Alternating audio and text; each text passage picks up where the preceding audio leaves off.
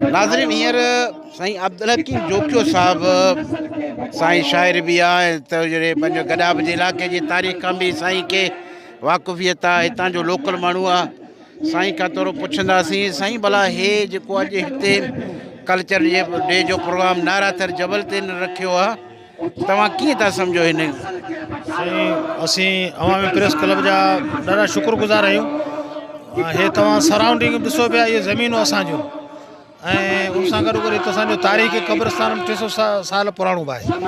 ऐं हीअ त ज़ाहिर असांजो सॼे सिंधियुनि जो, सॼे सिंध वारनि जो हीउ हिकिड़ो तारीख़ी विरसो, तारीख़ी हिसो हुई। हाणे हिन मतारनि जो जेको मुख्य मतारनि जो ज़िक्र तव्हां ॿुधो त हीउ पंहिंजो शाहबदरती भिटाईसुर यमन कल्याण जे अंदरि हिन जो ज़िक्र कयो। पोइ उनखां पोइ बाद में मुख़्तलिफ़ शाइरनि पंहिंजी शाइरी में उनजो ज़िक्र कयो। जीअं हींअर ऐं साम्हूं मूं बि बैत पढ़िया हुआ कुझु इन मुनासिबत सां। सो हीअ असां ॾिसो, असांजी सकाफ़त ॾाढी हिकिड़ी रिच आहे, ॾाढी शाहूकार आहे।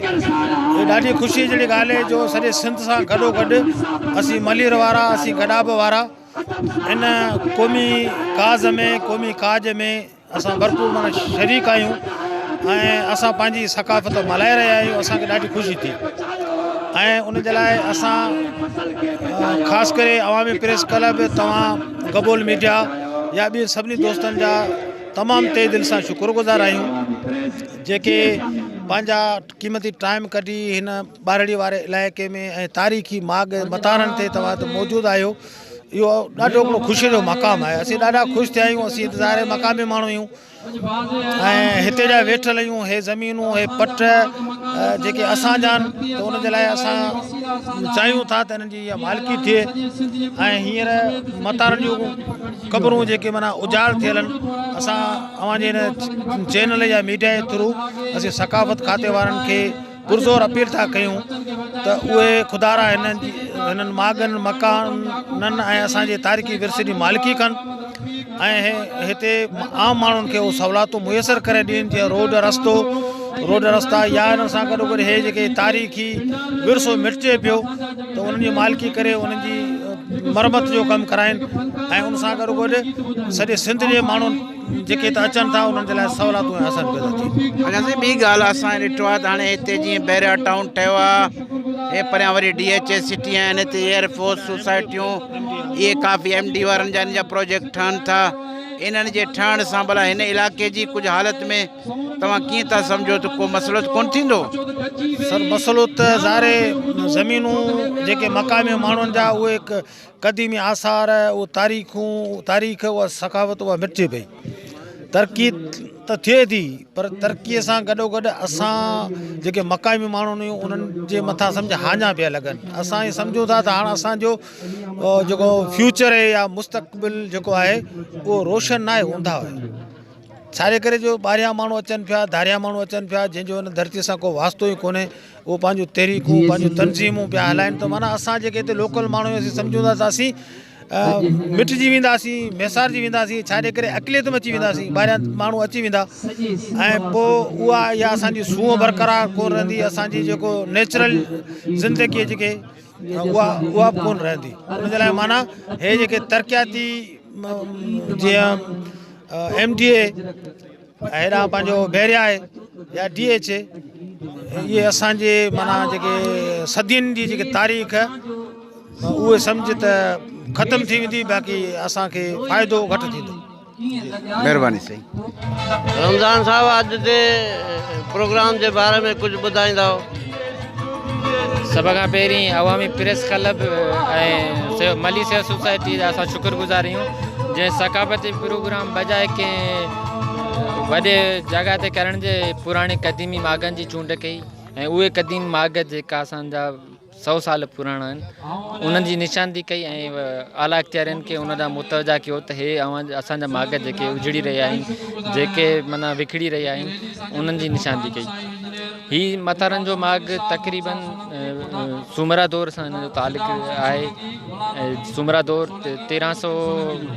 पंहिंजो 1050 खां वठी 1350 ताईं उनजो दौर हले थो ऐं उन ई दौर में असां 6 पंहिंजो सिंध जा 6 मशहूरु दास्तान मिलनि था जंहिंमां मूमल राणो दास्तान पिणु हिकु आहे ऐं मूमल राणी दास्तान में हिकिड़ो असांखे किरदारु मिले थो नातर जो जेका मूमल जी ख़ासि ऐं चालबाज़ बानी हुई जेका जादुई जेको मंडल बनाईंदी हुई ऐं उन जॾहिं मूमल खे बाहि में ॾिठो ऐं मूमल खां पोइ उतां खां भॼी हिते आई ऐं हिते अची मेखानो खोली ऐं उन मां हिकिड़ी उनजी धीअ जा पीउ मोखी जेको हिते कलाल को हट लाहींदी हुई उन्हनि जी क़बर उतां उन खां अॻु उन्हनि हुते प्रोग्राम कयो ऐं उन्हनि जी वारसी थी ऐं हिन साल हिननि वरी मतारनि जे माॻ जी जेका निशानदगी हिते प्रोग्राम कई ऐं असां पुरुमीद आहियूं त हिननि जो बि को न को वारसी थींदी ऐं हिन खां हेठि बि क़दीमी जोखियुनि जो तारीख़ी पंहिंजो क़बरस्तान आहे ऐं असां पंहिंजो वस वारनि खे अपील करियूं था त हुननि जी मालिकी कई वञे ऐं उन्हनि खे 4 दिवाली ॾियारे ऐं उन्हनि खे महफ़ूज़ कई वञे। महिरबानी। नाज़रीन, साईं गफ़ूर शाह असां सां गॾु नारातर जबल में असां बीठा आहियूं। सिंधी कल्चर डे जो प्रोग्राम आहे, हिकिड़ी ख़ुशगवार माहौल आहे। साईं तव्हां कीअं था महसूसु कयो त हिन झर जंग में इहे प्रोग्राम अजीब लॻे थो? साईं बिल्कुलु अजीब त लॻे थो पर ख़ुशी बि ॾाढी थिए पई। तो माण्हू त वञनि था मंगल खे मंगल बनाइण, पर असां झंगल खे मंगल जॾहिं बनाइण था अचूं। ऐं ॿी ॻाल्हि इहा आहे त इहे शयूं जिते असां अॼु गॾु थिया आहियूं, इहे शयूं आउं सम्झां थो असां खां लिकियल हुयूं। असां किताबी सूरत में त असां वटि आहिनि, पर आम सिंध जो माण्हू उन खां आशना न आहे त भिटाईअ जिन जिन किरदारनि खे कलमबंद कयो आहे उहे वाक़ई उन्हनि जो वजूद बि आहे या न आहे। पर जॾहिं असां अहिड़ा प्रोग्राम करे इन्हनि शयुनि खे अॻियां वठी था वञूं त सॼे सिंध खे उनजे लाइ शनासाई मिले थी ऐं उहे किरदार भिटाई वारा सचा बि नज़र था अचनि। ऐं आउं निहायती थोराइतो आहियां ऐं अवामी प्रेस क्लब वारनि जो जेका कल्चर डे ते हर साल तक़रीबन इन्हनि असांजे तारीख़ी आसारनि खे तरजीह ॾींदे, कॾहिं मोखीअ ते त कॾहिं मतारनि ते त कॾहिं उन्हनि माॻनि ऐं उन्हनि तारीख़नि आसारनि खे चॉइस कंदा आहिनि जेका तक़रीबन असां वटां लिकियल आहिनि। ऐं तमामु सुठो अमल आहे ऐं दिलि सां ख़ुशी आहे ऐं तमामु जेको आहे सो दोस्त सुठो पिया कनि। ऐं ॿी ॻाल्हि त हे शयूं अॼु आऊं को सियासी लीडर कोन्हे, हिकिड़ो शाइर आहियां, पर दिलि ज़रूरु भरे थी। जॾहिं नज़र था कयूं बैरिया टाउन थो नज़र अचे त दिलि भरियो थी वञे। त असां था चऊं त असां वटि तरक़ी पई थिए। आउं चवां थो न, उन तरक़ी खां असांजो हे शयूं करोड़नि जूं आहिनि। उन तरक़ीअ खां हिननि जी क़ीमत उहा तबाही असांजी थिए पई। ऐं उहो इन जे लाइ बि आउं चवां थो त जॾहिं आउं उन ख़िते जो आहियां जिते स्टील मिल, पोर्ट कासम ऐं सवे इंडस्ट्रियूं ठहियूं पियूं आहिनि, जिते असांजा मुंहिंजे ख़्याल 57 ॻोठ मुतासिर थिया हुआ, जिते हिन वक़्तु धारियुनि जूं कॉलोनियूं ऐं लखे ख़ानदान धारियुनि जा बरसरे रोज़गार आहिनि। उते जेका इलाइक़े वासी हुआ, जिन जूं ज़मीनूं हुयूं जेका सदियुनि खां रिहाइश पज़ीर हुआ, ऐं उहे वीचारा जेका आहिनि से रोज़गार जे लाइ दरबदर आहिनि। ऐं आउं सम्झां थो त इहो दावा सां थो चवां त इन असां जंहिं ख़िते में मुंहिंजी पैदाइश आहे, जितां 57 ॻोठ मुतासिर थिया आहिनि ऐं उते 10 लख खां ख़ानदान मथे बरसरे रोज़गार आहिनि, पर साईं 100 माण्हू मक़ामी माण्हुनि जो कोन्हे आहे, जिन जूं ज़मीनूं हुयूं, जिन जूं जागीरूं हुयूं। ऐं चवंदा आहिनि त खीर जो खाइल लस्सी फूके पीअंदो आहे। ऐं असां तॾहिं था रड़ियूं करियूं त कॾहिं बेट पिया वञनि, बेटनि ते वालार पई थिए, कॾहिं बैरिया टाउन जे सूरत में हे मारनि खां पंहिंजा अजा खसिया पिया वञनि अबाणनि खां। ऐं उनजो नतीजो छा थो निकिरे तव्हां ॾिसो त मक़ामी माण्हुनि खे, मुंहिंजे ख़्याल में अॼु मूं कुझु ॾींहं अॻु फेसबुक ते पढ़ियो त उन्हनि जी अंदरि एंट्री मना आहे। तव्हां जेको अञा शुरू में ई इब्तिदा में ई हुननि जी एंट्री बंदि था करे छॾियो, या त जीअं बेटनि ते वालार थी, जीअं पंहिंजो ई काफ़िलो हुयो त उन्हनि खे बेटनि ते लहण ई कोन ॾिनो वियो। जॾहिं तव्हां मालिकनि खे उन्हनि शयुनि ते अञा इब्तिदा में ई हुननि खे क़दम ई रखणु नथा ॾियो, त असां हिते जेके तव्हां तरक़ियूं कंदा उन मां असीं कहिड़ी उमेदु रखी सघूं था। इहा ॻाल्हि बख़ूबी हर कोई ॼाणे थो। ऐं ॿी ॻाल्हि त असां उहो चोट खाई चुका आहियूं। जेको आउं पहिरीं ज़िक्र करे वियुसि, स्टील मिल पॉडकास्ट में सवे इंडस्ट्रियुनि जे तामीर सबबि मक़ामी माण्हुनि सां जेको ज़ुल्म थियो, जेका वीचारा अॼु ताईं जेका बेरोज़गारीअ जो शिकार आहिनि।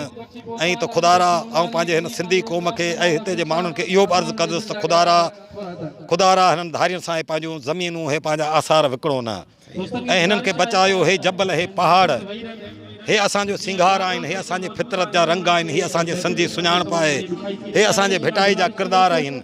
ऐं कहिड़ी बि सूरत में ऐं असां गॾिजी सॼी हिननि किरदारनि खे बचायूं। ठीकु साईं, महिरबानी साईं। सिंधी कल्चर डे आहे, नाराथर जो जबल आहे, ख़ूबसूरत माहौल आहे।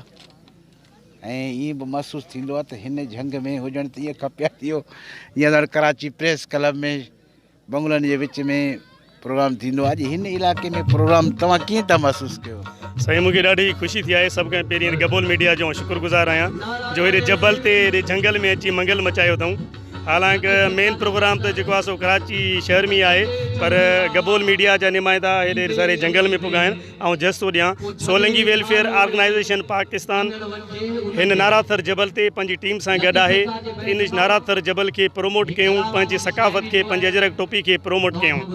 असीं सोलंगी वेलफेयर ऑर्गेनाइज़ेशन पाकिस्तान जा मेंबर सभु हिते गॾु आहियूं ऐं हिन शयुनि खे प्रमोट करण लाइ आहियूं। असां फ़र्ज़ु था सम्झूं त पंहिंजे सिंध जी मालिकी कयूं, पंहिंजनि माथरनि जी, पंहिंजनि जबलनि जी, पंहिंजनि अजरक टोपी समुंड ॿेटनि जी मालिकी कयूं। ऐं निहायत शुक्रगुज़ार आहियां गबोल मीडिया सील वारनि जो साईं वारा हेॾे तकलीफ़ करे हेॾे झंगल में आया आहिनि। तव्हांजी वॾी महिरबानी। थैंक यू साईं। तव्हां अॼु हिन कल्चर डे जे बारे में हिन नाराथर जे जबल जे हिसाब सां तव्हां कीअं था सम्झो त हिते प्रोग्राम करण सां असांजे ईंदड़ नस्ल खे या असांजी नौजवान नस्ल खे कहिड़ो मैसेज थो वञे? साईं, सभ खां पहिरियां त मां तव्हांजो शुक्रगुज़ार आहियां। तव्हां दोस्तनि हिन हिकिड़े तारीख़ी माग ते प्रोग्राम करे ऐं इहो पंहिंजे क़ौम खे असां बि पैगाम ॾियण था चाहियूं त पंहिंजे मागनि मकाननि जी जेकी हिफ़ाज़त करणी आहे, उन्हनि जी अहमियत खे उजागर करिणो आहे।